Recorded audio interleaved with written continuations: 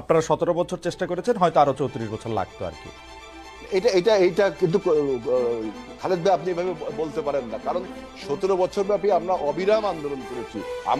আমরা সেই 12 সাল থেকে না হেলাল ভাই আমি আবার আপনার কাছে আসবো। হেলাল ভাই আপনার কাছে আসবো। আমরা কি এটা উল্টা সাইড থেকে দেখতে পারি যে বিএনপি হঠাৎ করে ওদেরকে বলতে থাকলো যে তোমরা খালি গোলটা দিছো, বাকি সবকিছু আমরা তৈরি করছি, তোমাদের এটা কি বিএনপি বলা আগে শুরু করছে? বিএনপির পেন খুলে ফেললেন খালেদ মহিউদ্দিন, লজ্জায় লাল হয়ে গেলেন আজিজুল বারী হেলাল। লেডিস অ্যান্ড জেন্টলম্যান, কাছে এবং দূরে, দেশে এবং প্রবাসে আমার যে সকল শুভাকাঙ্ক্ষী রয়েছেন সবাইকে জানাচ্ছি আন্তরিক শুভেচ্ছা ও অভিনন্দন। 24 আপডেট নিউজ ইউটিউব চ্যানেলের পক্ষ থেকে সবাইকে জানাচ্ছি আসসালামু আলাইকুম ওয়া রাহমাতুল্লাহি ওয়া বারাকাতুহু। আশা করছি আপনারা সবাই ভালো আছেন। খালেদ মহিউদ্দিনের প্রশ্ন শুনি আজিজুল বারীর মুখ লাল হয়ে গেল। আসুন ভিডিও। ইন্টারেস্টিং। আমরা একটু হেলাল ভাইয়ের কাছে জানতে চাইবো যে হেলাল ভাই এতদিন বিএনপি বারবার আমার প্রশ্নের জবাবে মির্জা ফখরুল ইসলাম আলমগীর ছিলেন, মির্জা ফখরুল ইসলাম আলমগীর ছাড়া অন্যান্য সিনিয়র নেতৃবৃন্দ আমার প্রশ্নের জবাবে বারবার বলেছেন যে আমরা একটা যৌক্তিক সময় নিতে চাই, কিন্তু তারপরে ডক্টর মোহাম্মদ ইউনূস ঘোষণা করলেন 2025 ডিসেম্বর থেকে 2026 আধাদি পর্যন্ত, কিন্তু আমরা আবার বিএনপি থেকে শুনতে পেলাম যে অগাস্টে নির্বাচন চান, জুলাই আগস্টে নির্বাচন হতে পারে। আপনি মানে ওইটা কি চাপ রাখার জন্য কথা, নাকি আপনারা কবে মনে করেন নির্বাচনটা আপনাদের করতে চান? দেখেন, বাংলাদেশে এখন সবচেয়ে বেশি রাজনৈতিক একটা অনিশ্চয়তা বিরাজ করছে যে এই সরকারের মেয়াদ আসলে কতদিন।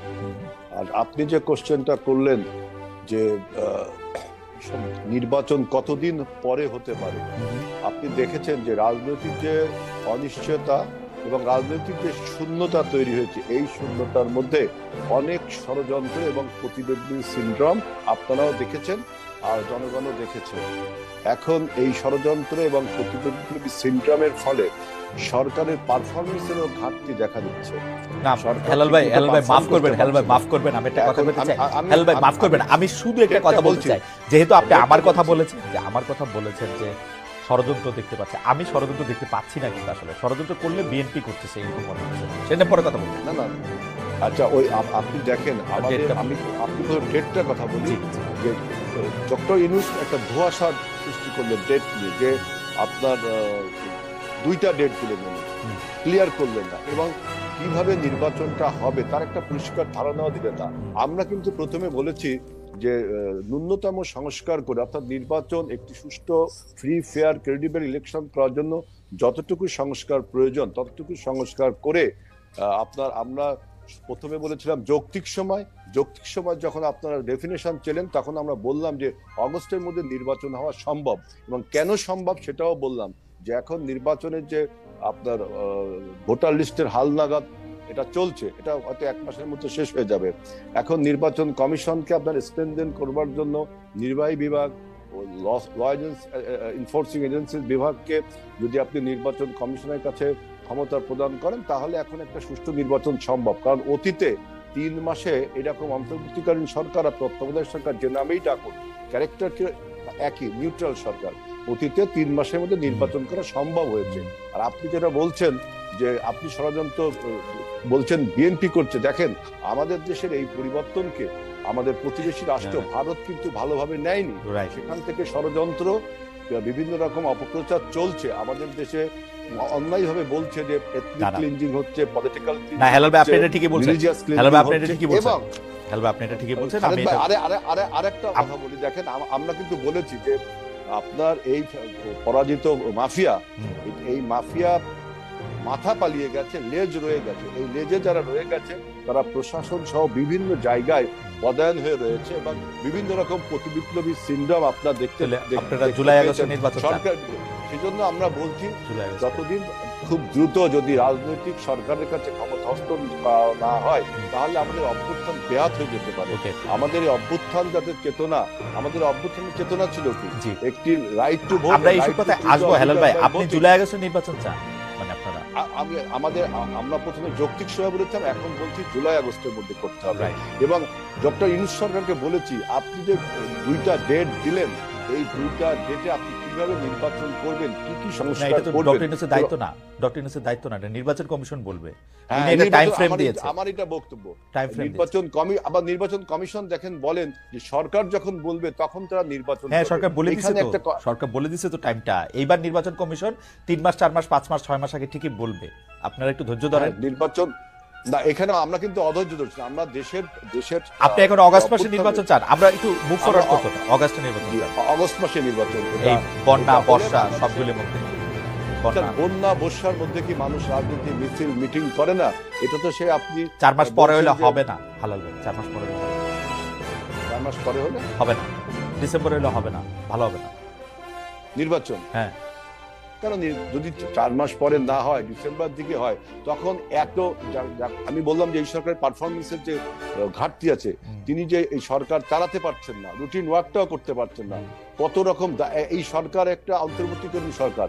মনে হচ্ছে না এই সরকারের কাছে যত দাবি দেওয়া মানুষের, এতদিন যারা 17 বছর বঞ্চিত ছিল, রিয়েলি তারা বঞ্চিত ছিল, তারা দাবি দেওয়া পেশ করতে শুরু করেছে, এবং সরকারের একটা অদক্ষতার কারণে কিন্তু এই দাবি দেওয়াগুলো শুরু হয়েছে। আপনি দেখেন 8ই আগস্টে যখন সরকার গঠন, তার পরের দিনই সরকার ছাত্রদেরকে অটো পাস করার পারমিশন দিলেন, ছাত্রদের একটা আন্দোলনের ফলে। এই যে সরকারের অদক্ষ একটা আপনার সিদ্ধান্তের ফলে সমস্ত বঞ্চিত শক্তিগুলো এখন সরকারের উপরে। আপনি বলছেন যে সরকার অদক্ষ শক্তির জন্য।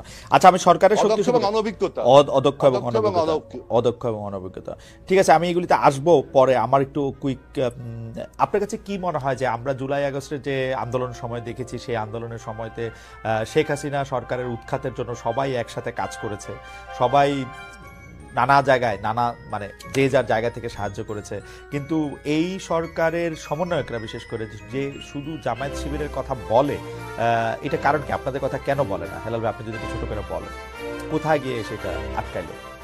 আমাকে যদি বলতে হয়, দেখেন বাংলাদেশে আপনার আন্দোলন বা কোনো কৃতিত্বকে হাইজ্যাক করার একটা সিনড্রোম আমরা 71 সালেও দেখেছি, যেভাবে আওয়ামী লীগ আপনার 71 সালের চেতনাকে হাইজ্যাক করে নিজেদের বলে চালিয়ে দিতে চেয়েছিল। এবারও আমি এরকম একটা 24-এর গণ অভ্যুত্থানে এরকম সিনড্রোম আমরা দেখতে পাচ্ছি। এরকম দেখেন, এটা জুলাই গণ অভ্যুত্থান, কিন্তু এই জুলাই গণ অভ্যুত্থানের পিছনে যে দীর্ঘ 17 বছরের মানুষের সংগ্রাম, রক্ত ক্ষয়, লড়াই সংগ্রামের যে ইতিহাস রয়েছে, সেই ইতিহাসটিকে ভুলে গিয়ে একটি বাইনারি কনফিউশন তৈরি করেছে যে 17 বছর না বাংলাদেশ কাঁপানো 34 দিন, এটা একটা বলেছে। আর একটা বলছে যে কে মাস্টার মাইন্ড, তারপরে বলছে যে ছাত্ররা আমাকে নিয়োগ করেছে। এই সমস্ত বাইনারি না, আমি সেটা মানলাম, কিন্তু ধরেন যে কোনো পলিটিক্যাল পার্টির মধ্যে বিএনপির কথা না বলে যে জামায়াতের কথা বলার কারণ কি? এটা কারণ কি একটা হইতে পারে যে বিএনপি কি শেষ মুহূর্তে এসেও 23-24 তারিখেও আসলে ভাবতেছিল যে আওয়ামী লীগ সরকারই রয়ে যাবে, তো সেই জন্য সে আর নতুন নিপীড়ন নির্যাতনের মধ্যে যেতে চায় না? না, এটা তো ঠিক না। আমাদের যে বৈষম্য বিরোধী যে ছাত্র জোট তৈরি হয়েছিল, সেই বৈষম্য বিরোধী ছাত্রদের মোস্ট অফ দি পার্টিসিপেশন হলো জাতীয়তাবাদী ছাত্র দলের। তখন বৈষম্য বিরোধী ব্যানারটা ব্যবহার করা হয়েছিল পলিটিক্যাল কৌশলের কারণে, এবং সমস্ত রাজনৈতিক দলের ছাত্র সংগঠনগুলো, এই ইসলামিক ছাত্র শিবির বলেন, বামপন্থী ছাত্র সংগঠনগুলো বলেন, অন্যান্য ছাত্র সংগঠনগুলো সবাই কিন্তু এর মধ্যে ছিল। কিন্তু যখন অভ্যুত্থানটা হয়ে গেল, তারপরে যখন ক্রেডিট ক্লেমের সিনড্রোম তৈরি হলো, তখন কিন্তু আমাদের বিভক্তিটা তৈরি হলো। এবং আরেকটি দেখেন, আরেকটি কথা না বলে কেন আপনারা তো তাদের সাহায্যই করলেন, এটা তৈরি হলো। আমরা ক্ষেত্র তৈরি করলাম, জমিন তৈরি করলাম। এবং আপনি কি মনে করেন যে দেখেন, যদি এই মাফিয়া কোটা আন্দোলনটা মেনে নিত, আমরা কি ছাত্রদেরকে চাকরি দিত, তাহলে কি আপনি মনে করতেন যে হাসিনার পতন হতো না? তারপরেও হাসিনার পতন হতো, কারণ রাজনৈতিক দলগুলো তখনও আপনারা হয়তো আন্দোলন সংগ্রামী ছিল। অর্থাৎ আপনারা 17 বছর চেষ্টা করেছেন, হয়তো আরো 34 বছর লাগতো আর কি। এটা কিন্তু খালেদ ভাই আপনি এভাবে বলতে পারেন না, কারণ 17 বছর ব্যাপী আমরা অবিরাম আন্দোলন করেছি। আমরা সেই 12 সাল থেকে না। হেলাল ভাই, আমি আবার আপনার কাছে আসবো। হেলাল ভাই, আপনার কাছে আসবো। আমরা কি এটা উল্টা সাইড থেকে দেখতে পারি যে বিএনপি হঠাৎ করে ওদেরকে বলতে থাকলো যে তোমরা খালি গোলটা দিছো, বাকি সবকিছু আমরা তৈরি করছি, তোমাদের এটা কি বিএনপি বলা আগে শুরু করছে না? এটা এটা ন্যারেটিভ, এটা একটা ন্যারেটিভ কেউ বানিয়েছে। ওকে। কিন্তু আমাদের বক্তব্য হলো যে আমরা 12 সাল থেকে এই সরকার যখন ফ্যাসিবাদে পরিণত হলো, 18 সালে যখন মাফিয়ায় পরিণত হলো, আমরা 12 সালে জনগণকে ঐক্যবদ্ধ হওয়ার জন্য দেখেছি, কেউ আসছে কেউ আসেনি। 18 সালেও দেখেছি কেউ আসছে কেউ আসেনি। 24 সালে যখন সবাই আসলো, তখন আমরা ফাইনালি হাসিনাকে বিদায় করতে সক্ষম হলাম। হেলাল ভাই, এখন হেলাল ভাই, এই ব্যাপারটা পরিষ্কার। জনাব মাসুদ, আপনাকে ধন্যবাদ। পরবর্তী প্রসঙ্গ হচ্ছে যে জনাব আব্দুল বারী হেলাল, এই জাতীয় সরকারে কি আপনাদের আহ্বান জানানো হয়েছিল, অর্থাৎ বিএনপিকে আহ্বান জানানো হয়েছিল? যে এটা আমি এই প্রশ্নটা উত্তর দিয়ে আমি মাসুদ ভাই একটা কথা ছোট করে, এই যে ছোট করে বলছি, এই যে দেখেন যে আমাদের অভ্যুত্থানের শক্তিগুলোকে বিরুদ্ধে যে অনৈক্য তৈরি করা হচ্ছে ব্লেম গেমের মাধ্যমে, যেভাবে আওয়ামী লীগ আপনার মুক্তিযোদ্ধাদের নিয়ে ব্লেম গেম করছে যে অমুক মুক্তিযোদ্ধা তমুক রাজাকার।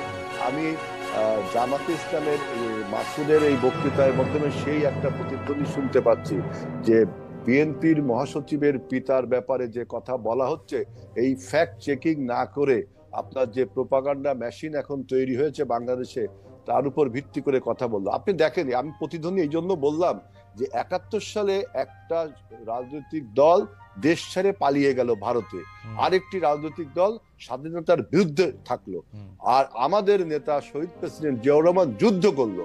এখন সেই দলের দিকে এই দুটো দলই, একটা পরাজিত শক্তি আর একটা হলো পালিয়ে যাওয়া। এই কথা কি হিস্টোরিক্যালি ঠিক? এই কথা কি হিস্টোরিক্যালি ঠিক হেলাল ভাই? হ্যাঁ, জিয়াউর রহমান সাহেব ক্ষমতায় থাকার জন্য, মরহুম প্রেসিডেন্ট জিয়াউর রহমান সাহেব ক্ষমতায় থাকার জন্য সমগ্রভাবে যে রাজনৈতিক দলটার, যে রাজনৈতিক আদর্শটার, যে রাজনৈতিক কাঠামোটার সাহায্য চাইলেন, সেটা হচ্ছে জামায়াতে ইসলামী। আপনি এটা আপনি কোন ইতিহাস থেকে বলছেন? আপনি আবার আপনি আমার চেয়ে ভালো জানেন। 78 সালে আপনি ইতিহাস দেখেন। আমি বলছি জনাব গোলাম আযমের ফিরে আসা থেকে শুরু করে পুরোটা দেখেন। আপনি শুনেন, আমরা যখন বাংলাদেশে যখন আপনার একদলীয় শাসন ব্যবস্থা ঢুকে গেল, তখন আমরা মাল্টি পার্টি ডেমোক্রেসি সৃষ্টি করলে অন্যান্যরা ধর্মভিত্তিক রাজনৈতিক দল, এমনকি বামপন্থী যে সমস্ত গোপন সংগঠন, তারাও রাজনীতি করার সুযোগ পেল। আর আমি যেটা বলছি যে ব্লেম গেমের কথা, যে আওয়ামী লীগ যে ব্লেমটা দিত যে অমুক রাজাকার, বিএনপিকে লক্ষ্য করে বলতো, অথচ আওয়ামী লীগ কিন্তু আপনার এদেশ মুক্তিযুদ্ধের সময় ভারতে পালিয়ে গেল, কলকাতায় পালিয়ে গেল, আরেকটি দল বিরোধিতা করলো এই স্বাধীনতা যুদ্ধে। এই দুটি দলেরই উদ্দেশ্য হলো আপনার যারা অস্ত্র হাতে যুদ্ধ করলো, যে দলের প্রতিষ্ঠাতা, তার নেতাকর্মীকে নিয়ে একটা ব্লেম গেমে চলে গেল। না, আপনি এটা হেলাল ভাই, আপনি এটা বললে হবে না। জিয়াউর রহমান সাহেব, গোলাম আযম সাহেবের কে দেশে ফিরিয়ে আনা, তাকে রাজনীতি করার সুযোগ দেওয়া, বাংলাদেশকে রাজনৈতিক আদর্শের ক্ষেত্রে জামায়াতে ইসলামী রাজনৈতিক আদর্শকে হায়ার করা, জনাব শাহজিজুর রহমানকে প্রধানমন্ত্রী করা, ভোটের মাধ্যমে আপনি ইতিহাসটা পড়েন, আপনার পার্লামেন্ট 79-এর পার্লামেন্টে যারা নির্বাচিত হয়েছিল, তারা ভোটের মাধ্যমে শাহজিজকে প্রধানমন্ত্রী। ওই ভোটের কথা বলেন না হেলাল ভাই, ওই ভোটের কথা না, কেন আপনার এটা তো ডেমোক্রেসি, আপনি ওই ভোটের কথা, ওই ভোটের কথা বলা না বলা একরকমই। পার্লামেন্টে যারা সদস্য ছিল, তারা ভোটের মাধ্যমে শাহজিজকে প্রধানমন্ত্রী করেছিল। আমরা যদি মাল্টি পার্টি ডেমোক্রেসি না করতাম, তাহলে তো সেই একদলীয় শাসন ব্যবস্থা ছিল। এখন একদলীয় শাসন ব্যবস্থাকে এই সরকার আপনাকে জাতীয় সরকারে, এই জাতীয় সরকার এখন আমি দেখেন, আমি দেখলাম যে নাহিদ ইসলামের একটা স্ট্যাটাসে দেখলাম যে সে বলছে তারা নাকি জাতীয় সরকারের আমন্ত্রণ জানিয়েছিল। আমার প্রথম বক্তব্য হলো বিএনপি 2022 সালে যখন 31 দফা সংস্কার প্রস্তাব দেয়, তখন তারা বলেছিল, আমরা বলেছিলাম যে after the election we will make a national government. সুতরাং আপনি যদি প্রস্তাব দিয়েও থাকেন, তাহলে আমাদের কমিটমেন্ট বা আমাদের রাজনৈতিক কর্মসূচির সাথে মিলছে না। আরেকটা কথা, নাহিদ ইসলাম বলছে যে সে তখন গণভবনে ছিল, আর আপনার মিটিং হয়েছে আপনার ক্যান্টনমেন্টে, তাহলে তিনি এই কথা জানেন কিভাবে? আমরা তো এই কথা শুনিনি কখন যে 5 আগস্টে যে হেলাল ভাই মানুষের জানার নানা রকম সোর্স থাকতে পারে। আপনি আমাকে সোজা কথা বলেন, আপনারা যদি ইলেকশনের পরে জাতীয় সরকার করেন, ইলেকশনের আগে জাতীয় সরকার হইতে আপনাদের অসুবিধা কি? আপনারা কি জাতীয় সরকার হইলে আপনাদের সবসময় আপনাদেরই প্রধান থাকতে হইব? এইটাই। আপনি একটা মিনিট সময় দেন, যদি ইলেকশনের আগে আপনি জাতীয় সরকার করেন, তাহলে ইলেকশনটা করবেন কি করে? শেখ হাসিনার মতো আমি আর ডামি দিয়ে আমরা সবাই জাতীয় সরকার, তাহলে ইলেকশনটা হবে কি করে? সবাই মিলেই করবে, সবাই মিলেই করবে। কিভাবে ইলেকশন? সবাই মিলেই করবে। শেখ হাসিনা 24 সালের আমি আর ডামির ওই রকম কেন হবে? মানে দলে থাকলেই তো আর দলে প্রভাব আপনি বিস্তার করতে পারবেন না। ডক্টর ইউনূস থাকলো প্রধান, আপনি ইলেকশন করলেন। তিনজন ব্যক্তি না, আমরা তিনজন ব্যক্তি, আমরা যদি জাতীয় সরকার গঠন করি, আবার তিনজন নির্বাচনে অংশগ্রহণ করলাম, তাহলে আপনার নির্বাচনের কনফ্লিক্ট অফ ইন্টারেস্ট হচ্ছে এখানে। কেন হয় না? এটা তো সারা পৃথিবীতে তো ক্ষমতায় থাইকে ইলেকশন করে, অসুবিধা কি? না না, আপনি সারা পৃথিবীর সাথে বাংলাদেশের উদাহরণ দিলে হবে না। কোন পৃথিবীর কোন দেশে জাতীয় সরকার করে আবার তারা নির্বাচনে অংশগ্রহণ করছে, সেখানে একটা স্ট্রং নির্বাচন কমিশন থাকে। তাহলে আপনারা যেহেতু, আচ্ছা বুঝতে পারছি, তাহলে আমার ভুল, আপনারা যেহেতু ইলেকশনে অংশ নেবেন সেই জন্য আপনারা জাতীয় সরকার করলেন না, তাই কি? ইলেকশনে অংশ আমি জাতীয় সরকার করলে আপনি আমি সবাইকে জাতীয় সরকারে অংশগ্রহণ করবো। ইলেকশনে করবো কার সাথে? সরকারের সাথে সরকারি ইলেকশন, এটা তো পলিটিক্যালি একটা রং আইডিয়া। এটা টোটালি পলিটিক্যালি বাংলাদেশে কি কোনোদিন এরকম একটা হইতে পারবে না যে 10টা দল মিলে একটা ইলেকশনকালীন সরকার তৈরি হবে? এটা হইতে পারবে না। শোনেন, সেটার জন্য আপনাকে সময় দিতে হবে, আরো সময় নাই। এখন যে ট্রানজিশনাল পিরিয়ডে আমরা রয়েছি, একটা মানে যুগ সন্ধিক্ষণে আমরা রয়েছি, এখন আমাদের এই বিপ্লবকে, আমাদের আন্দোলনকে, আমাদের অভ্যুত্থানকে যদি সুসংহত করতে হয়, তাহলে অবশ্যই যে রাজনৈতিক শূন্যতা তৈরি হয়েছে, সেখানে একটি রাজনৈতিক সরকারের প্রয়োজন।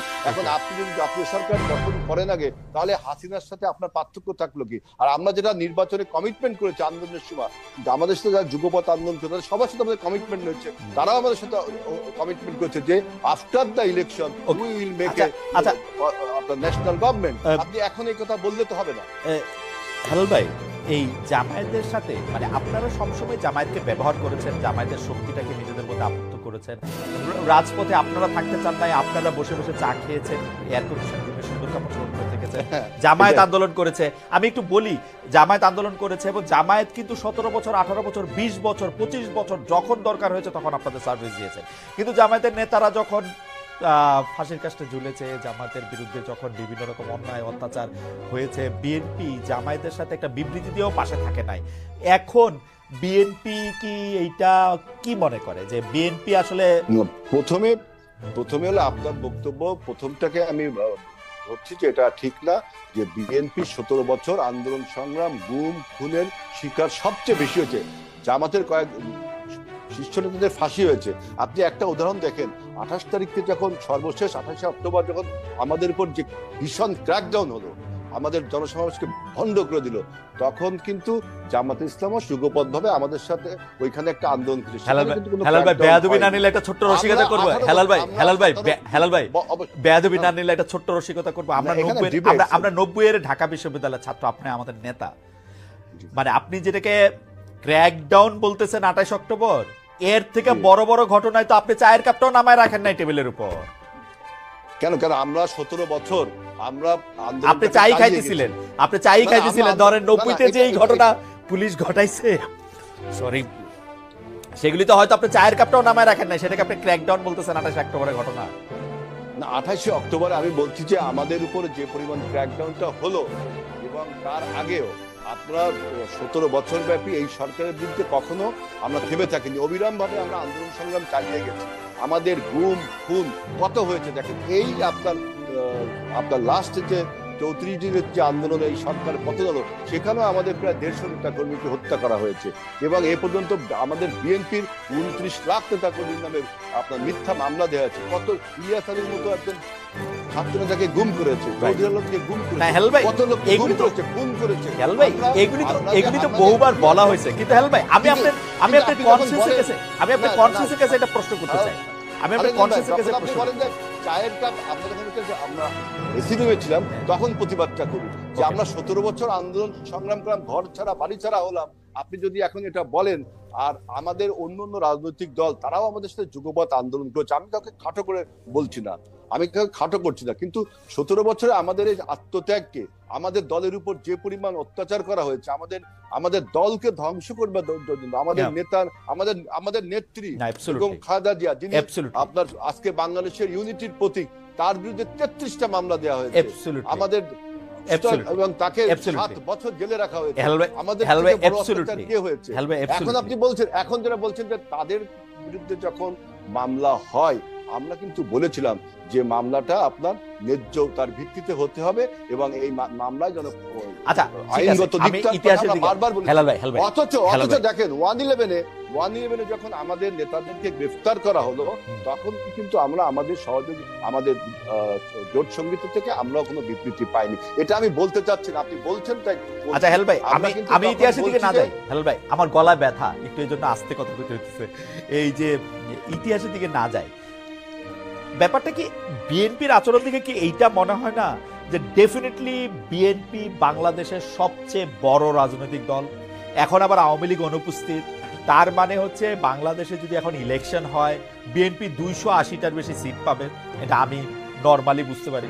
তো বিএনপি এখন 280টার বেশি সিট পাবে, বিএনপি অস্থির হয়ে গেছে যে বিএনপি 280 সিট পায় এসে তারেক সাহেব এসে প্রধানমন্ত্রী হবে, বেগম জিয়া যদি রাজনীতিতে থাকতে চান প্রেসিডেন্ট হবেন বা অন্য কোনো কিছু হবেন, জনাব আজিজুল বারী হেলাল বড় একজন মন্ত্রী হবেন, বা কি হবেন আমি জানি না। এবং এইটার জন্যই অস্থির হয়ে গেছেন, যেইটার এই জন্য যখনই আমরা সংস্কারের কথা বলি, যখন আমরা বলি আমরা কি একই জায়গায় আসবো, তখন আপনারা এটা পছন্দ করেন না। যখন এইটার মধ্যে এটা বলা হয় যে ভাই আপনাদের সঙ্গে তো জামাত ছিল, আপনাদের সঙ্গে তো বাম দল ছিল, জনাব সাকি ছিল, জনাব নূর ছিল, এগুলি কথা শুনলেও আপনাদেরকে কষ্ট লাগে। আপনার উপর থেকে দেখেন হ্যাঁ তোমাদেরকে দিয়ে দিব না 5-10টা আসন, এরকম একটা ভাব আপনাদের, তাই না হেলাল ভাই? এইটা আপনি বলছেন, এর কোনো সোর্স আমি জানি না, সোর্স থেকে আপনি বলছেন। আপনি যে বলছেন অস্থির, আমরা অস্থির হবো কারণ সমস্ত রাজনৈতিক দল, জামাত ইসলামকে নির্বাচন চাচ্ছে না, বাম সংগঠনগুলোকে নির্বাচন চাচ্ছে না।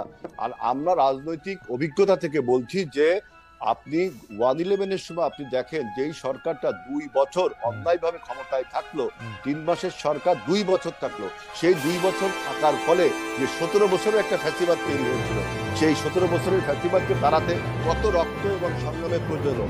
আবার কি আমরা দেখতে পাচ্ছি যে আবারও যদি এরকম, এই সরকারের মেয়াদ এখনো অনিশ্চিত, আপনারা যদি এরকম এবং এই সরকারের মধ্যে আপনার 111-এর কুশীলবরা কিন্তু রয়ে গেছে এবং ফ্যাসিবাদের কুশীলবরা রয়ে গেছে, এখন তারা আমরা তাদের মেয়াদটাও এখন পরিষ্কার করে বলছে না। সুতরাং আবারও কি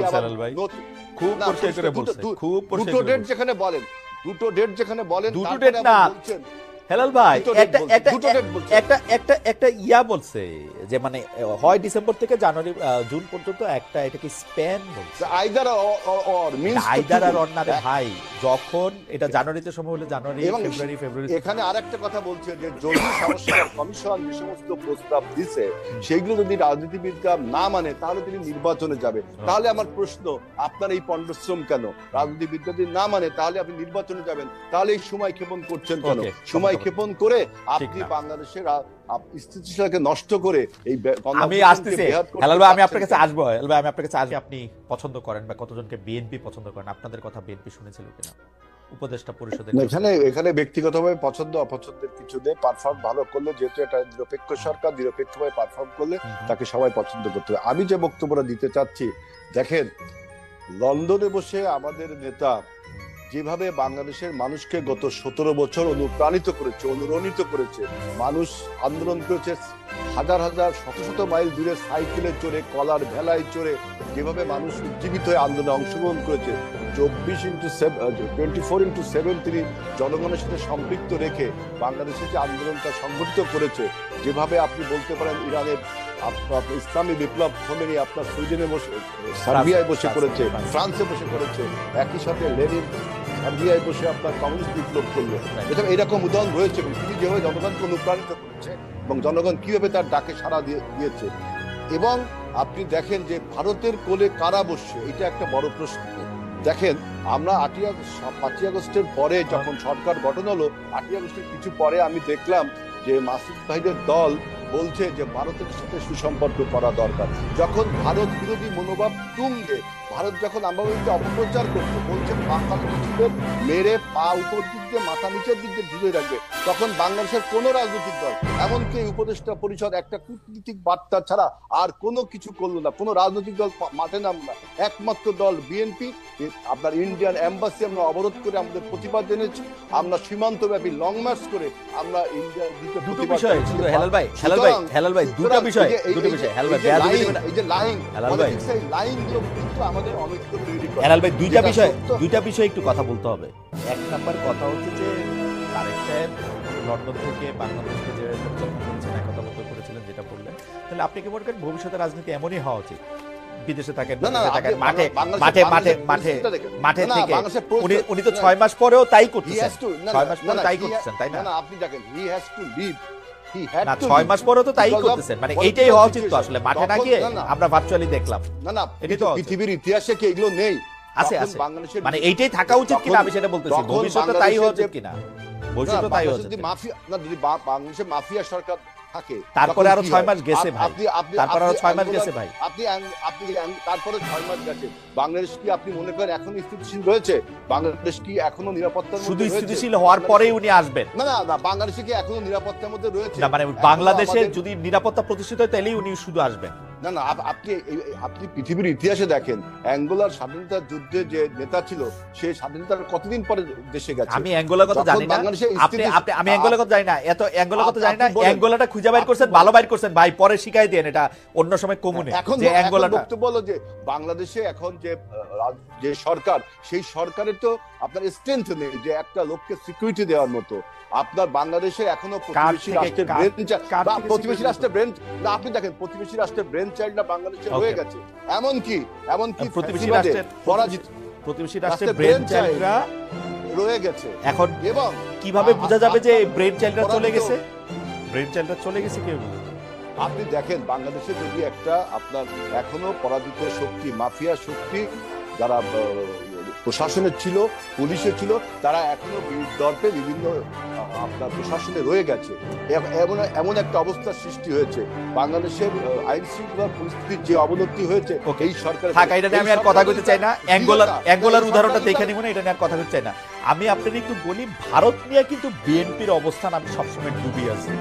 আপনার মনে থাকবে 2001 সালে আমি বলি, আমি শুধু 2001 সালে বলি, 2001 সালে ভারত ক্ষমতা আসার পরে প্রথম বলতে শুরু করেছিল যে বিবিএনআর গ্যাস, বিএনপি বলতে শুরু করেছিল যে বিবিএনআর গ্যাস সে পুরোটা দিল্লিতে রপ্তানি করতে চায়। সাইফুর রহমান বলেছিল মাটির তলে গ্যাস রেখে লাভ কি? আপনারা টাটাকে চিটংয়ে স্টিল মিল করার দিতে চেয়েছিলেন, একই রকম টাকা একটা দেওয়ার ক্ষেত্রে আপনারা ভারতের কথায় তাইওয়ানকে স্বীকৃতি দিয়েছিলেন। মানে বিএনপির কিন্তু বোঝা যায় না ভারত নিয়ে আসলে। না, তাইওয়ানের সাথে ভারতের সম্পর্ক ওইটা অন্য জিনিস, না সবকিছু নিয়ে সবকিছু সম্পর্কে আপনি জানেন। বিবিএনের গ্যাস বলেন আর আমাদের মাটির তলের গ্যাস, শেষ পর্যন্ত কি বাংলাদেশ ভারতের কাছে গ্যাস দিতে পারে নাই তো? কারণ শেখ হাসিনা জামাত ইসলামী দুইটাই আন্দোলন করছিল, বামদের নেতৃত্বে শেখ হাসিনা আর জামাত ইসলামী আলাদা না, এই গ্যাস দেওয়ার ব্যাপারে আলাদা আন্দোলন করছে। তাহলে হাসিনা যখন গ্যাস বিক্রি করলো তখন তারা আন্দোলনটা করলো না কেন? হাসিনা কোথায় গ্যাস বিক্রি করছে? হাসিনা কোথায় গ্যাস বিক্রি করছে? এইবার 2016 সালে হাসিনা গ্যাস বিক্রি করেছে ভারতের কাছে, গ্যাস বিক্রি করেছে কোথায়? ভারতের কাছে গ্যাস বিক্রি করেছে। আপনি আবার যুক্তিগুলো পড়েন, আপনি অতীতের ইতিহাস আমি আজকে বলে গেলাম, আপনি দেখেন কোথায় ভারতের কাছে। ও জামাত ইসলামী তো তখন আপনাদের লগে ছিল, আর না জামাত ইসলাম আন্দোলন করে নাই, ঠিক বলছেন। কিন্তু আপনারা গ্যাস দিতে চাইছিলেন, পুরা বিবিয়ানা দিল্লিতে চলে যাবে সরাসরি। সেটা তো আপনি চাইছিলেন, আমরা কি দিয়েছি? না, রক্ত দিয়ে ঠেকানো হয়েছে, এটা রক্ত দিয়ে 4 দিন হরতাল লাগছে রে ভাই। না ভাই, এটা কিন্তু তখন জামাত বা আওয়ামী লীগ না, জামাত তখন আপনাদের লগেই, জামাত তো আপনাদের মন্ত্রী। আওয়ামী লীগ এবং বামরা তেল গ্যাস বিদ্যুৎ বন্ধ রক্ষা কমিটি। না, তখন আমরা কোনো ভারতের কাছে আমরা গ্যাস বিক্রি করিনি, একমাত্র দল আওয়ামী লীগ গ্যাস বিক্রি করেছে। এই তথ্য আপনি দেখে নিন যে একমাত্র দল আওয়ামী লীগ যারা গ্যাস বিক্রি করেছে। আওয়ামী লীগের গ্যাস বিক্রির কথা আমি জানি না, আওয়ামী লীগ আর অ্যাঙ্গোলার ইচ্ছাটা আপনি আমাদের দিয়েন। সুপ্রিয় দর্শক শ্রোতা, এতক্ষণ যে ভিডিওটা দেখলেন, আশা করছি এই ভিডিওটা আপনাদের খুব ভালো লেগেছে। আরো ভালো ভিডিও পেতে 24 আপডেট নিউজ ইউটিউব চ্যানেলের সাথে থাকুন। ইনশাআল্লাহ পরবর্তীতে আরো ভালো ভিডিও নিয়ে হাজির হব। ততক্ষণে আপনারা সবাই ভালো থাকবেন, সুস্থ থাকবেন। আল্লাহ হাফেজ।